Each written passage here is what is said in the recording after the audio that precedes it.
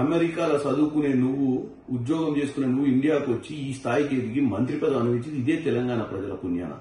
వాళ్ళ పిల్లలకు 563 మంది ఉద్యోగాలు వస్తే ఆ తల్లిదండ్రులు, అప్పుల పాలైన తల్లిదండ్రుల గోస అయినాల్సిన అవసరం ఉంది. నువ్వు వాళ్ళందరినీ కూడా మీరు మీ రాజకీయ ఉద్దేశంతో ఇలా ప్రభుత్వాన్ని దూషిస్తలేరు.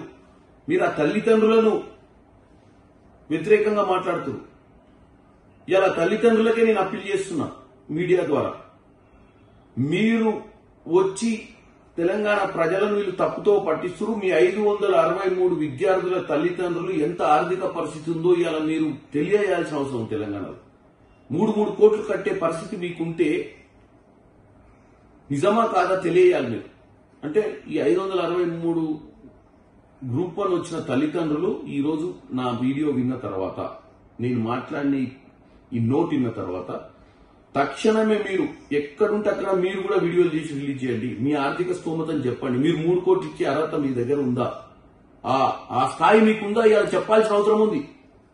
ఇవాళ ఇది కాంగ్రెస్ పార్టీ, బీఆర్ఎస్ పార్టీ, అధికారంలో ఉన్న పార్టీ, అధికారం లేని పార్టీ సమస్య కాదు, మన బిడ్డల సమస్య.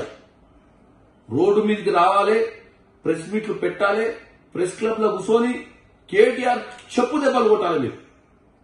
కాబట్టి ఈ సమస్యను పరిష్కారం చేసుకొని గ్రూప్ 1 ఆపుతారు, గ్రూప్ 2 ఆపుతారు, గ్రూప్ 3 ఆపుతారు. ఏ పిల్లగానికి ఉద్యోగం రావద్దు, మళ్ళా మేము అధికారంలోకి వచ్చిందాకా అనే ఒక దౌర్భాగ్యపు ఆలోచన కేటీఆర్ లో కనపడుతుంది. అంత ఉత్కృష్టపు ఆలోచన వచ్చినటువంటి కేటీఆర్ చెప్పుతోడు కొట్టాలి మీరు అందరూ తెలియజేస్తున్నాం.